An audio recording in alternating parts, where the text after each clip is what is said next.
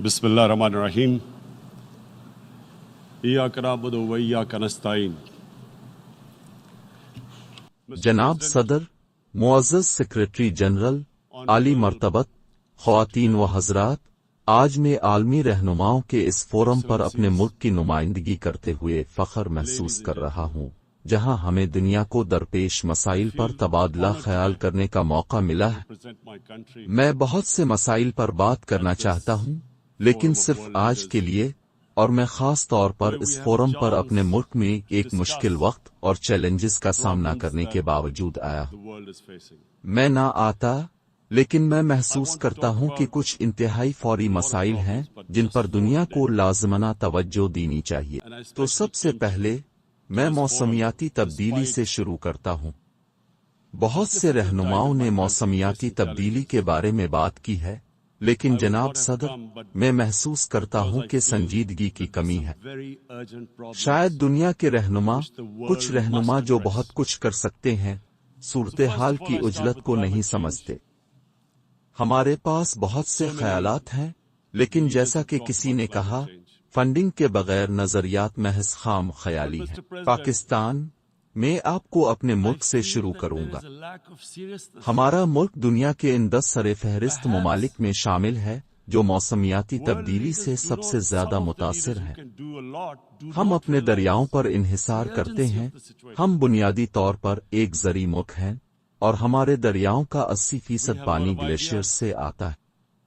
یہ گلیشیئرز نہ صرف پاکستانی جانب ہیں، بلکہ بھارت میں بھی گنگا اور بھارتی دریاؤں کا 80% پانی بھی ہمالیہ، قراقرم، ہندو کش کے گلیشیئرز سے آتا ہے، اور یہ گلیشیئرز کافی تیزی سے پگھل رہے ہیں۔ ہم پہلے ہی اپنے پہاڑوں میں 5000 گلیشیائی جھیلیں دریافت کر چکے ہیں، اور اگر یہ سلسلہ جاری رہا، اگر کچھ نہ کیا گیا، تو ہمیں ڈر ہے کہ ہم انسان ایک بہت بڑی تباہی کا سامنا کر رہے ہیں۔ میرے ملک میں جب میری پارٹی کے پی صوبے میں اقتدار میں آئی، ہم نے 5 سال میں 1 ارب درخت لگائے۔ اب ہم نے پاکستان میں 10 ارب درخت لگانے کا ہدف مقرر کیا ہے، جس کا مقصد عالمی حدت، گلوبل وارمنگ کے اثرات کا مقابلہ کرنا ہے۔ لیکن ایک ملک کچھ نہیں کر سکتا، یہ دنیا کی مشترکہ کوشش ہونی چاہیے۔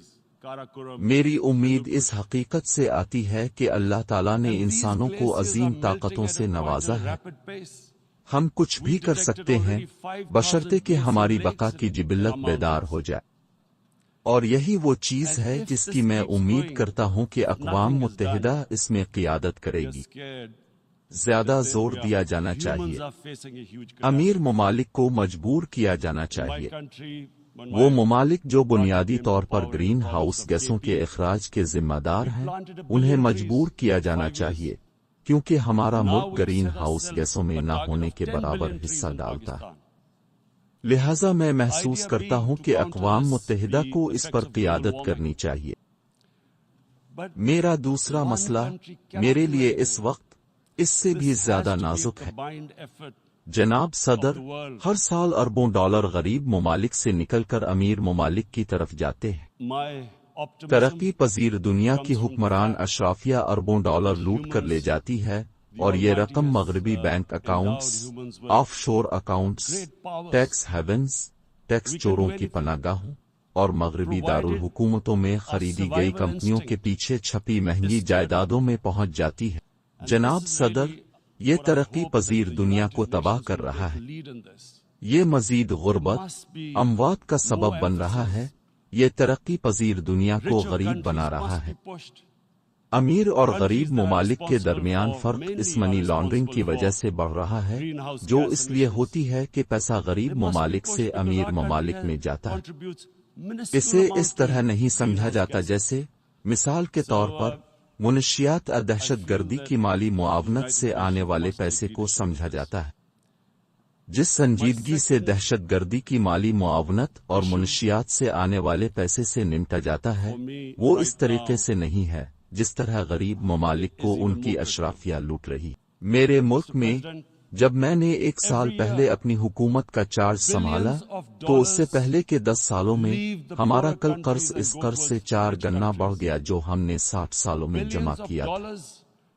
صرف 10 سالوں میں یہ 4 گنا بڑھ گیا۔ نتیجے کے طور پر ہم نے 1 سال میں جو کل ریونیو اکٹھا کیا اس کا نصف قرضوں کی ادائیگی ڈیٹ سروسنگ میں چلا گیا۔ ہم اپنے انسانوں پر پیسہ کیسے خرچ کرنے جا رہے ہیں؟ 220 ملین لوگ، جہاں آدھا پیسہ قرضوں کی ادائیگی میں جا رہا ہے، کیونکہ ہمارے ملک کو اشرافیہ، حکمران اشرافیہ نے لوٹا اور وہ آسانی سے پیسہ باہر نکال سکتے تھے۔ اور جب جناب صدر ہم نے مغربی دارالحکومتوں میں بدعنوانی اور منی لانڈرنگ کے ذریعے اس پیسے سے خریدی گئی جائیدادوں کا پتہ لگایا، ان کرپٹ رہنماؤں کی جائیدادوں کا پتہ لگایا، تو ہمیں وہ پیسہ واپس لانا اتنا مشکل لگتا ہے۔ اگر ہم وہ پیسہ واپس لائیں تو ہم اپنے انسانوں پر خرچ کر سکتے ہیں، لیکن یہ اتنا مشکل ہے۔ ان مجرموں کی حفاظت کرنے والے قوانین، ہمارے پاس مہنگے وکلا رکھنے اور لاکھوں کروڑوں ڈالر خرچ کرنے کے لیے اس قسم کا پیسہ نہیں ہے۔ ہمیں امیر ممالک سے مدد کی ضرورت ہے، اور جناب صدر یہ نازک ہے۔ امیر ممالک کو سیاسی عزم دکھانا چاہیے، وہ ایسا ہونے کی اجازت نہیں دے سکتے۔ غریب ممالک انسانی ترقی پر پیسہ کیسے خرچ کر سکتے ہیں جس کا اقوام متحدہ مطالبہ کرتا ہے، SDGs۔ ہم یہ کیسے کریں گے جب یہ پیسہ آسانی سے ہمارے ممالک سے نکل سکتا ہے؟ لہذا جب تک امیر ممالک اقتصادی پناہ گزینوں کو روکنے کے لیے دیواریں بنانے کا ارادہ نہیں رکھتے، جیسا کہ ہم ابھی دیکھ رہے ہیں، انہیں کارروائی کرنی چاہیے۔ انہیں اب کارروائی کرنی چاہیے، یہ ایک رکاوٹ بننی چاہیے۔ کرپٹ حکمران اشرافیہ کو آسانی سے پیسہ باہر نکال کر غیر ملکی بینک کھاتوں اور بیرون ملک ان جائیدادوں میں جمع کرنے کے قابل نہیں ہونا چاہیے۔ اور میں کبھی نہیں سمجھ پاتا کہ ہمارے پاس یہ ٹیکس ہیونز کیوں ہیں، اس کی اجازت کیوں ہے؟ امیر لوگوں کو ٹیکس کیوں نہیں دینا چاہیے؟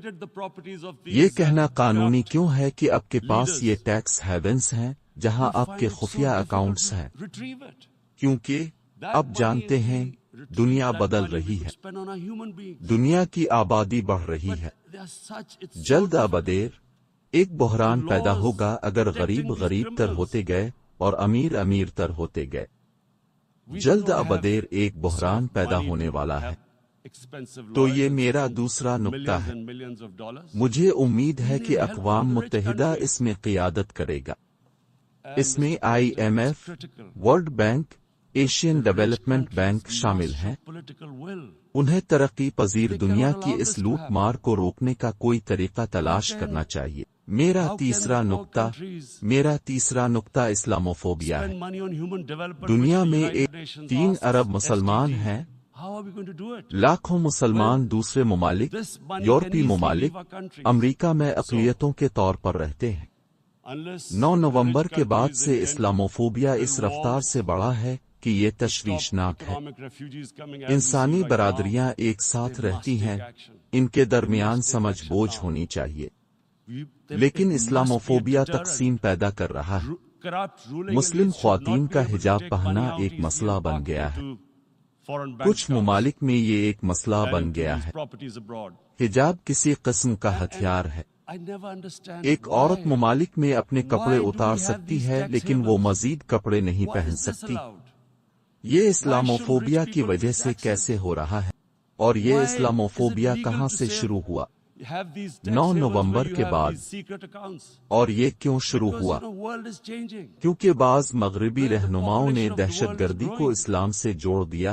اسلامی دہشت گردی، ریڈیکل اسلام۔ ریڈیکل اسلام کیا ہے؟ صرف ایک اسلام ہے اور وہ اسلام ہے جس کی ہم پیروی کرتے ہیں، حضرت محمد صلی اللہ علیہ وآلہ وسلم کا اسلام۔ کوئی دوسرا اسلام نہیں ہے۔ ریڈیکل اسلام، اسلامی دہشت گردی، انہوں نے مغرب کے لوگوں کو کیا پیغام بھیجا؟ اور اسلاموفوبیا کیوں ہے؟ نیو یارک میں امریکہ کے مڈ ویسٹ میں یورپی دارالحکومت میں ایک شخص کیسے فرق کرے گا کہ کون اعتدال پسند مسلمان ہے اور کون بنیاد پرست مسلمان ہے، کیونکہ دہشت گردی کا کسی مذہب سے کوئی تعلق نہیں۔ یہ اسلامی دہشت گردی، اسلامی بنیاد پرستی، اور افسوس کی بات ہے کہ رہنماؤں نے اسے استعمال کیا، یہ اس اسلاموفوبیا کی بنیادی وجہ رہی ہے اور اس نے مسلمانوں میں تکلیف پیدا کی ہے۔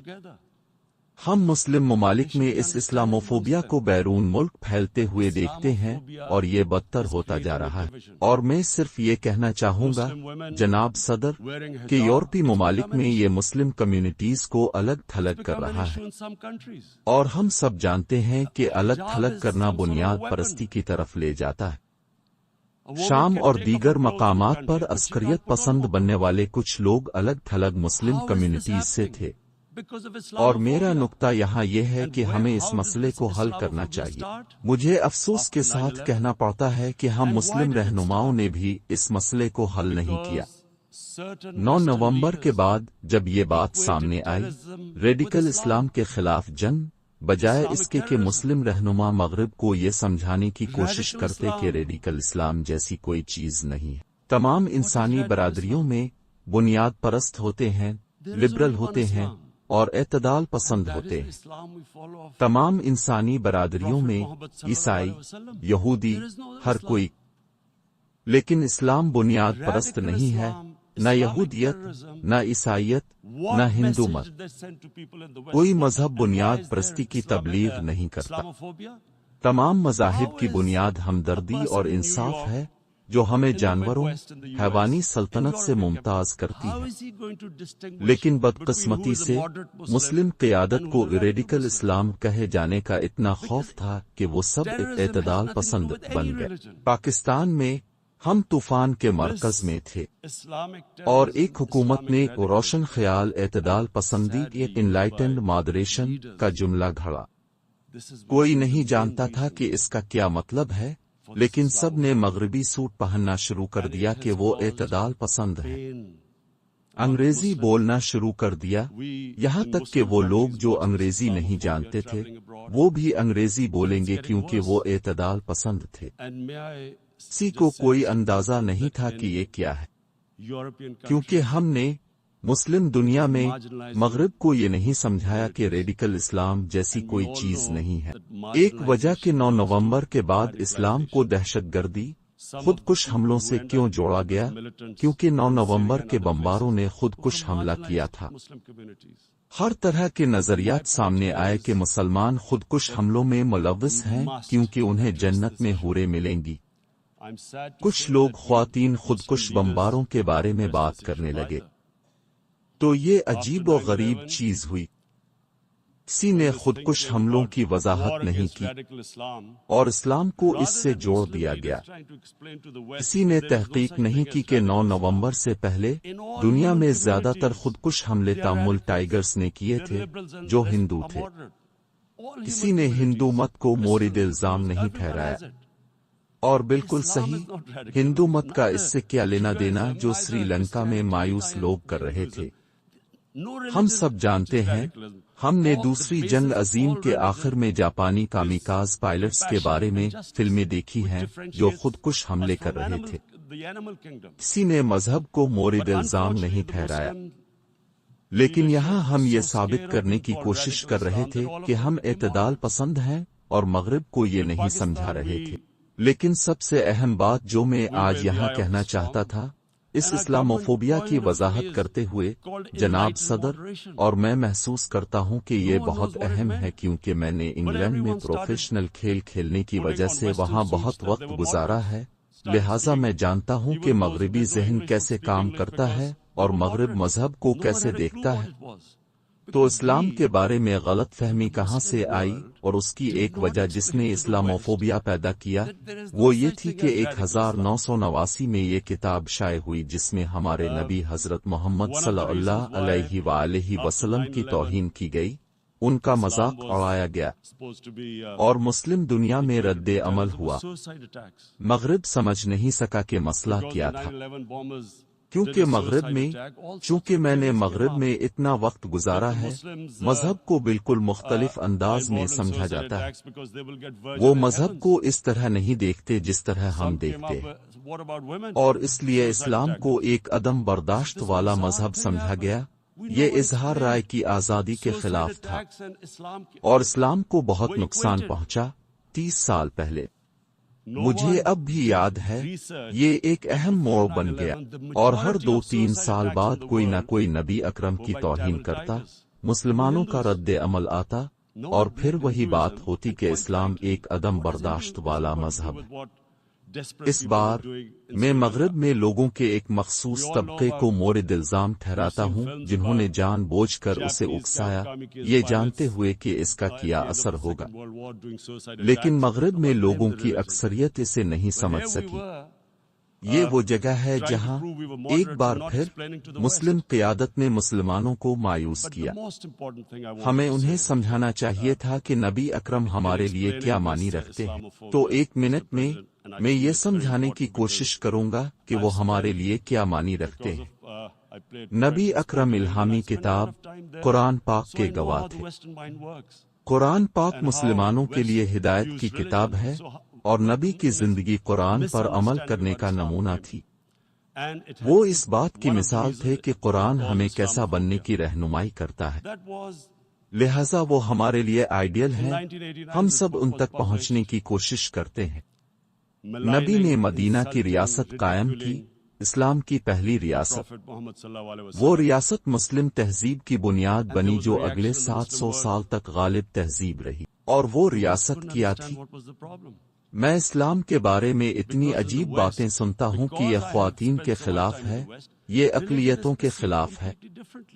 اسلام کی پہلی ریاست مدینہ میں قائم، یہ پہلا موقع تھا جب ایک فلاحی ریاست قائم کی گئی.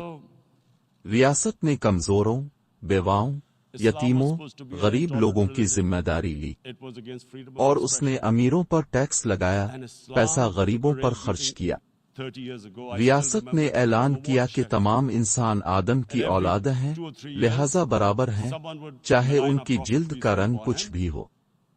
ریاست نے اعلان کیا، نبی نے اعلان کیا کہ غلامی، پورا نظام غلامی پر منحصر تھا جیسا کہ مغربی معاشروں میں کئی سالوں تک رہا. نبی نے فرمایا کہ سب سے بڑے اعمال میں سے ایک غلام کو آزاد کرنا ہے. لیکن چونکہ معاشرہ غلامی پر منحصر تھا، انہوں نے فرمایا لیکن اگر تمہارے پاس غلام ہوں تو ان کے ساتھ خاندان کے برابر رکن جیسا سلوک کرو. اور نتیجے کے طور پر مسلم دنیا میں کچھ ایسا ہوا جو کسی دوسری تہذیب میں نہیں ہوا. غلام خاندان نمودار ہوئے، غلام بادشاہ بنے، مملوک غلام جو مصر کے حکمران بنے. ہندوستان میں غلام خاندان تھے، اور پھر اقلیتوں کے ساتھ. پھر آپ نے سنا کہ اسلام اقلیتوں کے خلاف سمجھا جاتا ہے. مجھے یہ واضح کرنے دیں، اسلام میں نبی نے اعلان کیا کہ ہر کوئی اپنا مذہب پر عمل کرنے کے لیے آزاد ہے. تمام مذاہب کی عبادت گاہوں کی حفاظت کرنا ایک مقدس فریضہ تھا. انہوں نے اعلان کیا کہ ہر شخص قانون کے سامنے برابر ہے، چاہے اس کا مذہب یا اس کا رنگ کچھ بھی ہو. اور یہ ناقابل یقین کیس، اور میں ہمیشہ اس کا حوالہ دیتا ہوں کہ چوتھے خلیفہ مدینہ کے سربراہ مملکت ایک یہودی شہری کے خلاف عدالتی مقدمہ ہار گئے. تو نمبر 1، اس نے دکھایا کہ قانون کی حکمرانی تھی، کوئی بھی قانون سے بالاتر نہیں تھا. اور نمبر 2، کہ ایک یہودی شہری برابر کا شہری تھا.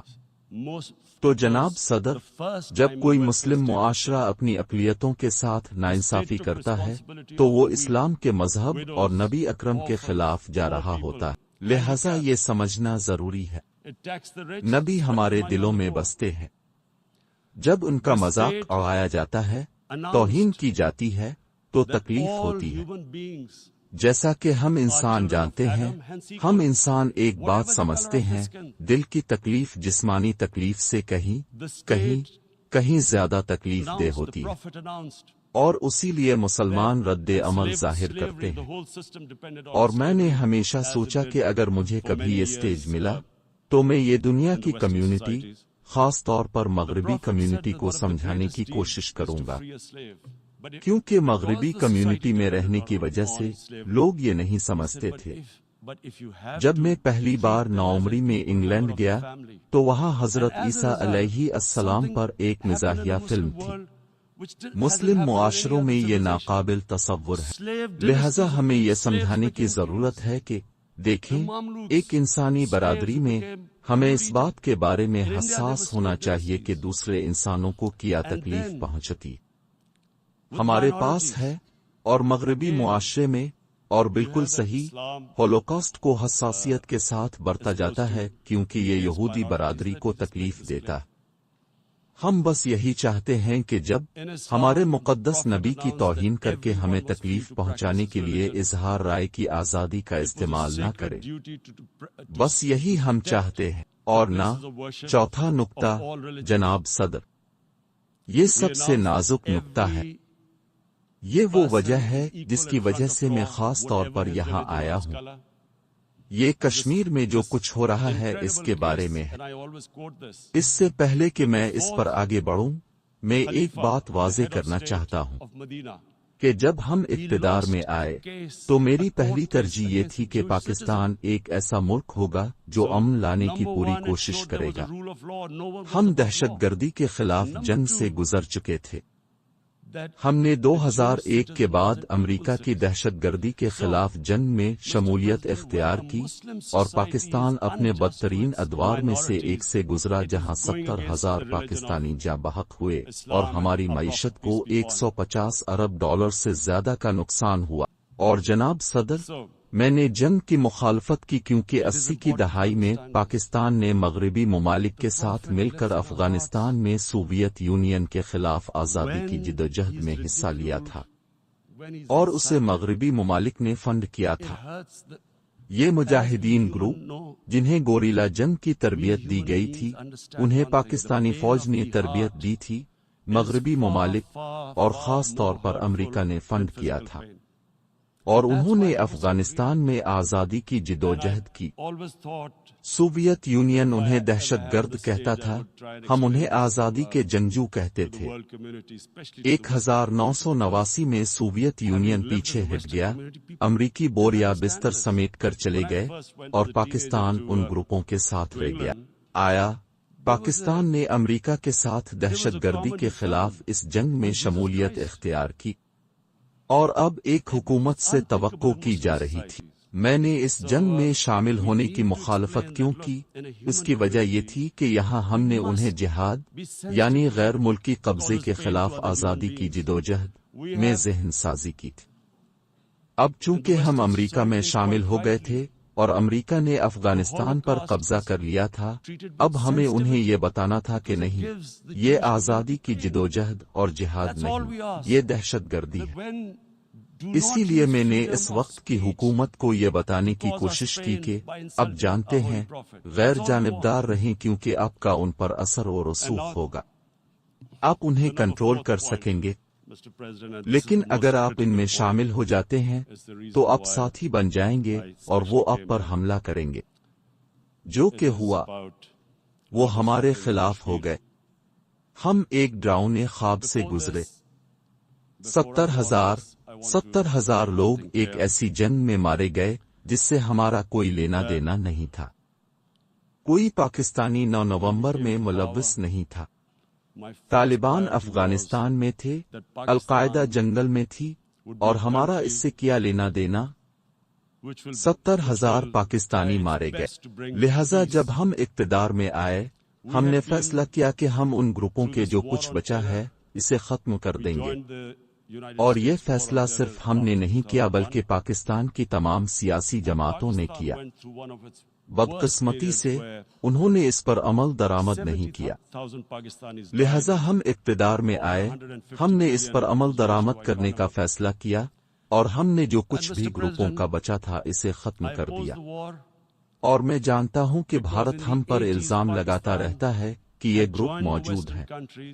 میں چاہوں گا کہ اقوام متحدہ مبصرین بھیجے، خود دیکھے کہ ہم نے کیا ہے۔ کوئی پاکستانی حکومت ایسا کرنے کی جرات نہ کرتی کیونکہ اس سے فساد پیدا ہوتا، لیکن ہم نے فیصلہ کیا کہ پاکستان میں کوئی عسکریت پسند تنظیم نہیں ہوگی، لہذا مجھے آپ کو یہ پس منظر دینا ضروری ہے، اور جو میں بعد میں کہنے جا رہا ہوں اس کے لیے۔ اور دوسری بات، ہم نے تعلقات بہتر کرنا شروع کر دیے۔ میں نے افغان صدر کو مدعو کیا، ہم نے افغانستان کے ساتھ تعلقات استوار کیے۔ ہمارے ایران کے ساتھ مسائل تھے، ہم نے وہاں تعلقات بہتر کیے۔